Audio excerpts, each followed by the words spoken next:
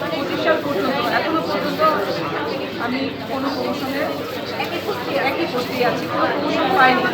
Promotion হওয়ার জন্য যে যে ক্রাইটেরিয়াগুলো পূরণ করার কথা, যেমন আমাদের চাকরি স্থায়ীকরণ, সিনিয়র স্কেল পাস করা, ডিপার্টমেন্টাল এক্সিকিউশন পাস করা। মূলত এখানে যে টপিক এই বাংলায় বৈষম্যের ঠাঁই নেই, এখন মূলত বৈষম্যটা কোন জায়গায় করা হয়েছে আপনাদের? বৈষম্যটা করা হয়েছে আমাদের এই যে সুপারডোমিনারি তত্ত্বাবধায়ক সরকার আসার আগে উপদেষ্টা প্রধান উপদেষ্টা আমাদেরকে যে আশ্বাস দিয়েছিলেন 7,500 পোস্ট ক্রিয়েট করে সেখান থেকে আমাদেরকে সহকারী অধ্যাপক পদে পদোন্নতি দেওয়া হয় এবং আমরা ফিট লিস্টে ছিলাম। 33 বিসিএস পর্যন্তই এই ফিট লিস্টে করা হয়েছিল। 7,500 জনের মধ্যেই আমরা ছিলাম, ফিট লিস্টে ছিলাম। কিন্তু যখন এই ফিট লিস্ট থেকে দেখা যাচ্ছে 3টা পেজে ডকুমেন্টের নাম পাঠানো হয়েছে সিরিয়াল পাঠানো হয়েছে, সেখান থেকে দ্বিতীয় পেজেও আমরা 490 জন বাদ পড়ে গেছি, প্রায় 490 এই বার্ষিকতার কারণে এখন সুপার নিউমারি পোস্টে ক্রিয়েট হচ্ছে 7,500 পোস্ট ক্রিয়েট করার কথা ছিল। এখন এর মধ্যে যদি আমরা ঢুকতে না পারি তাহলে আমাদের আর কোনো সম্ভাবনা নেই। আর এই চাকরি জীবনে আমরা সরকারি অধ্যাপক পদে আমরা মনে হয় না পাবো, কারণ অনেক বছর পরে কিন্তু সুপার নিউমারি পোস্টটা ক্রিয়েট করা হলো। বর্তমান সরকারের কাছে আপনাদের কি দাবি রয়েছে এখন? এটাই দাবি যে ফিট লিস্টটা করা হয়েছিল সেই ফিট লিস্ট অনুসারে আমরা এই বাকি যে কজন শুধু বাদ করে যাচ্ছি তাদের জন্য অবশ্যই আমাদেরকে ইনক্লুড করে নেওয়া হয় এই সহকারী অধ্যাপক পদে। আমরা যেন আমাদের সেই সেবাটা ঠিক মতো দিতে পারি। আমি আজকে 11 বছর মেডিকেল অফিসার পদেই কাজ করে যাচ্ছি। আমার যারা কলিগ ছিল, যাদের সাথে আমি ঢাকা মেডিকেল, সোনালী মেডিকেল, মুগদা মেডিকেলে কাজ করে আসছি, তারা দেখা যাচ্ছে ওই লিস্টে চলে গেছে, অথচ আমি থাকার পরেও বাদ পড়ে গেলাম। এটা নিয়ে আমি কীভাবে কাজ করবো এই মেডিকেল অফিসারের পদে? একই পদে পদে আমাকে কাজ করতে হবে। এখন আপনার সঙ্গে কি বৈষম্য হয়েছে যদি বলবেন? পুরোটাই যদি কাভার করে ওনারা সুপারভাইজারি পোস্ট ক্রিয়েশন করে সরকারি অধ্যাপক পদে যারা ফিট লিস্টে ছিলাম, তাহলে কিন্তু কোনো বৈষম্য হয় না। কিন্তু প্রায় 2/3 মতো 33তম বিসিএসের পদোন্নতির যোগ্য চিকিৎসক বিশেষজ্ঞ চিকিৎসকরা মানে পদোন্নতি পেয়ে যাবে। আর 1/3 চাইতেও কম, প্রায় 500 কাছাকাছি হয়তো বা সব সাবজেক্ট মিলিয়ে যদি আমরা সরকারি অধ্যাপক পদে পদোন্নতি না দেওয়া হয় তাহলে এটা আমাদের জন্য অনেক দুঃখজনক হবে। এবং আমরা অন্তর্বর্তীকালীন সরকারকে, প্রধান উপদেষ্টাকে আমরা একটাই অনুরোধ বিনয় আবেদন জানাতে চাই যে আমাদের প্রতি এই বৈষম্যটা যেন না করা হয়। আমরা এখনও আশাবাদী যে আপনাদের মাধ্যমে যথাযথ কর্তৃপক্ষ আমাদের কথাগুলো বিবেচনা করে আমাদেরকে আমাদের যে আবেদনটা ওনারা সেটা গ্রাহ্য করবেন এবং অন্তর্ভুক্ত করে নেবেন। যে বৈষম্যটা কথা বলছেন, আসলে বৈষম্য হওয়ার কারণটা কি ভাবছেন?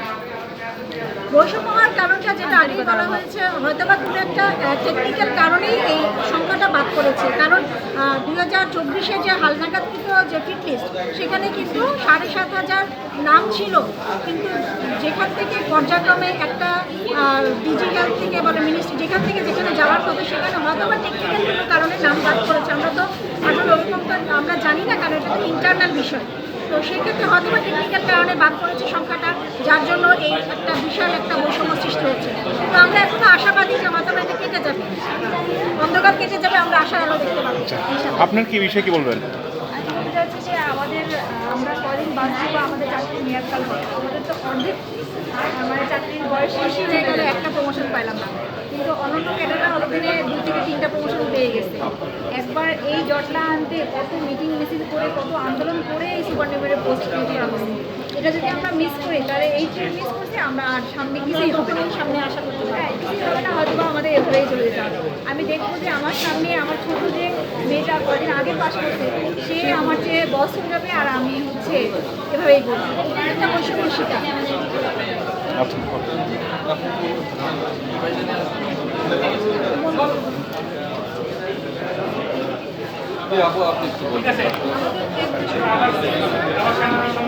অনেকেই সরকারি অধ্যাপক পদে পদোন্নতি হয়ে যাবে। আমরা 33তম বিসিএসের শেষের দিকে যে কয়েকজন আছি 499 জন আমরা বাদ করে যাব। এখন সাধারণ হয়ে যাবে, এটা আমরা আসলে কোনোভাবে মেনে নিতে পারতেছি না। এটা আমাদের জন্য খুবই দুঃখজনক, সকল যোগ্যতা থাকা সত্ত্বেও। সব মিলে আপনারা সর্বশেষ কি চান সরকারের কাছে? সবাইকে ইনক্লুড করা হয়, যোগ্য সবাইকে যেন ইনক্লুড করা হয়। যারা অন্তত 2024-এর ডিসেম্বরের ফিট লিস্টে যারা ছিলাম আমরা সবাইকে যেন ইনক্লুড করা হয়, এটাই আমাদের আশা এবং আমাদের প্রার্থনা।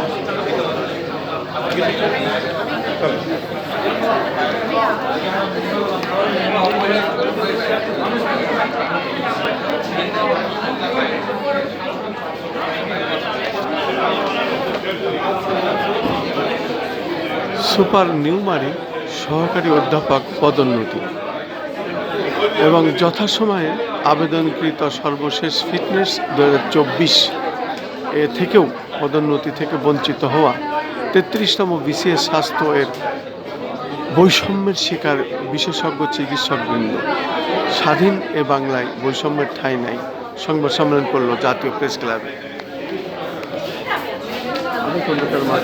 ধারাবাহিকভাবে আমরা আমাদের এই কাজগুলো যতটুকু পারি সেটা আমরা আমাদের করে গেলাম এবং সেটাই করে আমরা দেখে যাচ্ছি।